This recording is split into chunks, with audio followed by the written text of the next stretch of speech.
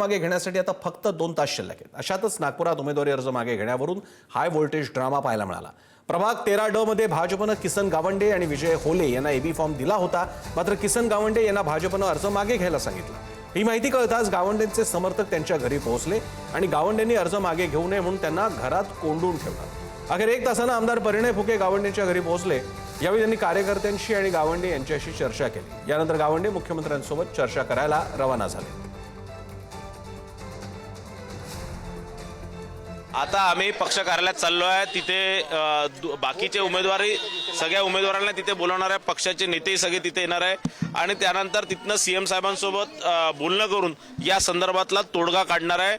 याच्यात बाकी सगळ्या कार्यकर्त्यांच्या भावना, दोन्ही भागातील अभ्यंगनगर आणि त्या भागातील कार्यकर्त्यांच्या भावना, हजारीपाडच्या कार्यकर्त्यांच्या भावना हे सीएम साहेबांना सांगणार आहे. आज जे झालेल्या सगळ्या गोष्टी, कार्यकर्त्यांचं मत सगळं सीएम साहेबांसोबत बोलून मग यामध्ये मुख्यमंत्री साहेबच याच्यात शेवटचा निर्णय देणार आहे.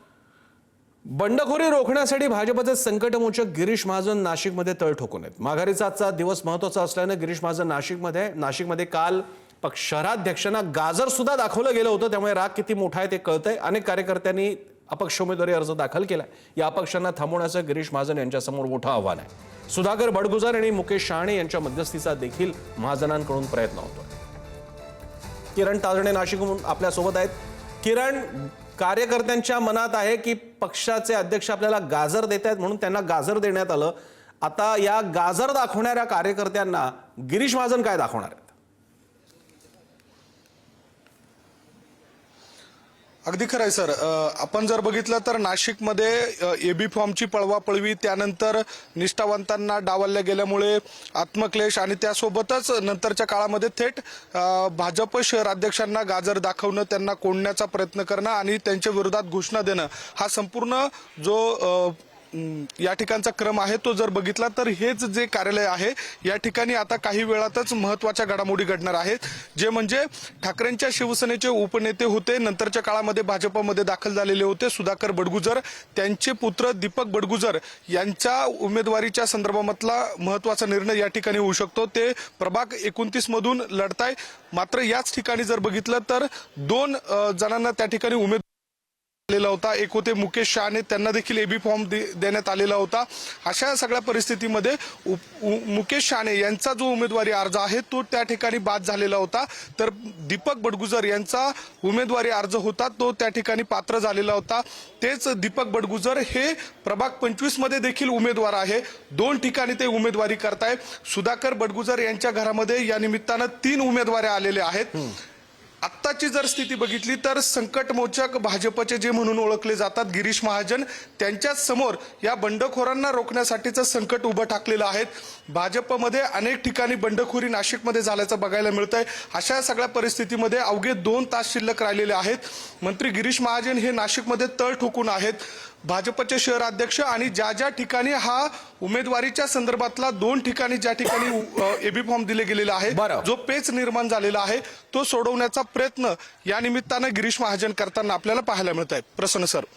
धन्यवाद किरण, तुम्ही दिलेल्या माहितीबद्दल. नाशिककडे आपलं लक्ष असेल. तुर्तास जाऊयात नागपूरमध्ये, कारण तिथे ज्या उमेदवाराला डांबून ठेवण्यात आलं होतं त्यांचीच प्रतिक्रिया आलेली. आपण पाहूयात काय म्हणतात ते. आणि आश्वासावर जगणारा भारतीय जनता पार्टीचा कार्यकर्ता नाही. असा कार्यकर्ता जर असेल तर तो स्वार्थी झाला. स्वार्थी कार्यकर्ता भारतीय जनता पार्टीत नाहीये. पक्ष शिस्त मोडणारा कार्यकर्ता नाही. माझी विनंती आहे सर्व कार्यकर्त्यांना, मला इथनं जाऊ द्यावं. मी माझ्या माननीय मुख्यमंत्र्यांची बैठक आहे, त्या बैठकीत जे काही होईल मी तुमच्याशी आल्यानंतर बोलतो. मला जाऊ द्या. आपल्या याबद्दल बोलण्यासाठी आपल्यासोबत जितेंद्र शिंगाडे नागपूरहून आपल्यासोबत आहे. जितेंद्र, उमेदवार तर म्हणतात की शिस्तभंग करू नका, कार्यकर्त्यांना विनवणी करतायत, पण त्यांच्या मनात काय चाललंय आणि आता याचं काय होणार अर्ज माघारी घेण्याचं?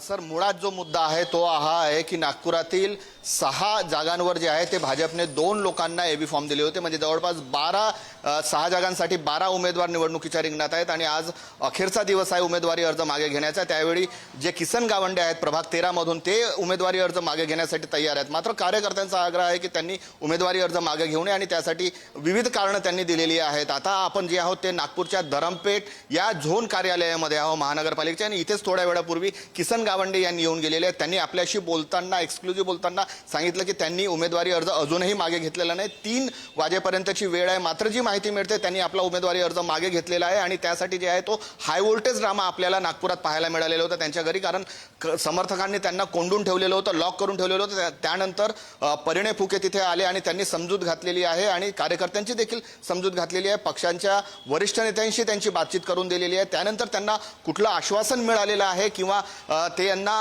काय समोर देण्यात येईल याचं आश्वासन मिळालेलं आहे हे येत्या काळात स्पष्ट होईल. मात्र आज जो आहे नागपुरात मोठा हाय व्होल्टेज ड्रामा पाहायला मिळाला. उमेदवारी अर्ज मागे घ्यायला तयार आहेत मात्र समर्थक नाही आणि त्यातूनच हा पूर्ण हाय व्होल्टेज ड्रामा आपल्याला पाहायला मिळालेला आहे. आता थोड्या वेळात जे आहे ते आणखी चित्र जे स्पष्ट होईल आणि त्यानंतर त्यांनी उमेदवारी अर्ज मागे घेतला आहे की नाही हे देखील स्पष्ट होईल. धन्यवाद जितेंद्र. सध्या इतका हाय व्होल्टेज ड्रामा महाराष्ट्रात सुरू आहे की महाराष्ट्राच्या सगळ्या पॉवर ग्रीडमध्ये तो जर का सगळा असंतोष तो ड्रामा भरला तर एक दिवस अख्खी वीज फुकट मिळेल एवढा हाय व्होल्टेज ऐकायला मिळत आहे.